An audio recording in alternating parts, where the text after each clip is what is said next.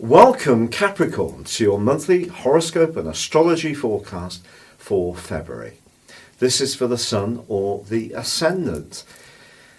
If you're yet to subscribe to my channel, I'd be honoured if you did so now. This month begins with the Sun and also Mercury in your sector of resources, but also how you feel about yourself, your self-worth.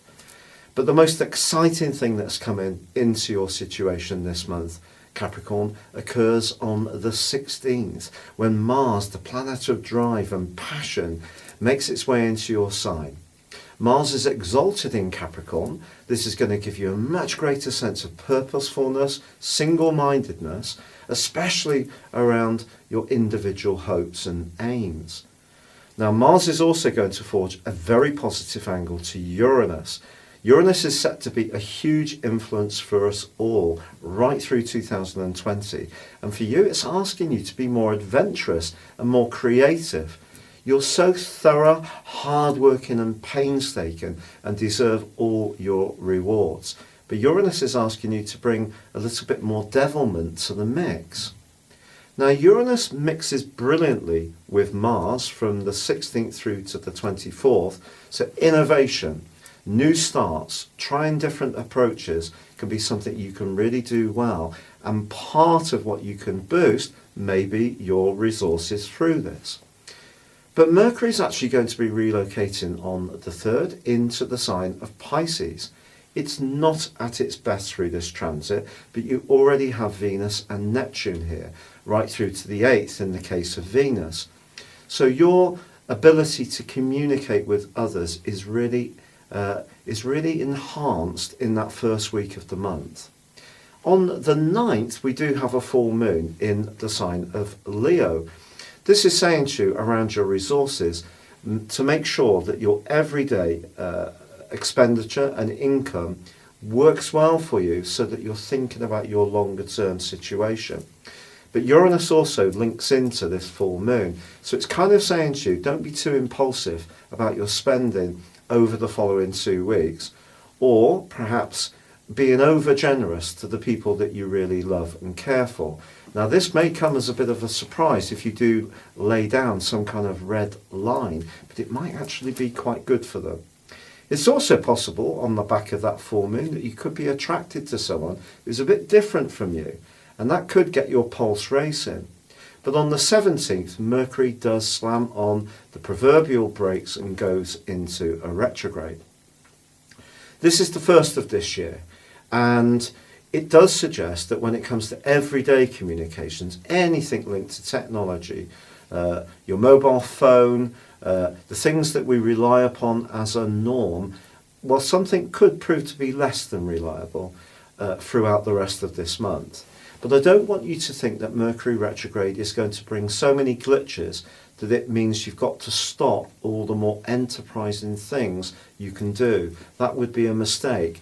Mercury retrograde can be a time to fix things. So if you've got a domestic appliance that's been very faithful but hasn't really been working at its best for some while, you may now decide to replace it. However, on the 18th, Saturn, your ruler, starts to inch away from Pluto. The two, of course, came together exactly on the 12th of January. That began to inch together even more on the 6th of January, but they have been broadly in contact for about 6 or 7 months of the end of 2019. And you may at times have felt a sense of limitation, or that you were stripping out of your life the things, people, interests that no longer served your greater purpose. And that may have been a painful, even if cathartic process. But Saturn starting to move forwards is going to lift your energy. And Jupiter and Pluto are going to come together in a much more productive way for you in the second half of this month. But from the 8th of this month, Venus does move into the part of your horoscope that's to do with your home. And if there is something that you have long wanted to improve, redecorate, or galvanize in some kind of way, Venus moving and connecting with the comet Chiron could be a good time to heal this area. Or is it a family dynamic that hasn't been working very well? If you and someone have not been as close as you once were, but it has been something you've grieved about, this would be a good time to talk about it. But once Mars moves into your sign, it's really fortifying you. It's bringing you into the present. It links brilliantly with Uranus, and then the Sun moves on the 19th into Pisces too. Fabulous. The pace of life picks up, but the Sun also links with Mars positively. That's about as good as it can get. So despite Mercury's retrograde, you can be much more trailblazing in your approach. It's just with Jupiter and Pluto together that can actually be very fortunate.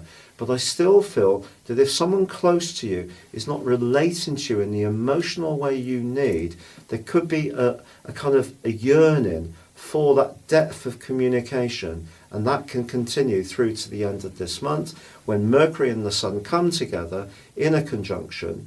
And this would be a fine time to think about a mode of transport, to think about upgrading your PC or a device or gizmo, or making sure that your communications at all levels are working quite as well and clearly as they might do.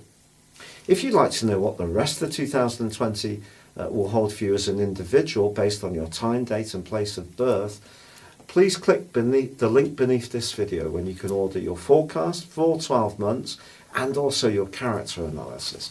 But for now, it's been a real pleasure. Good luck and goodbye.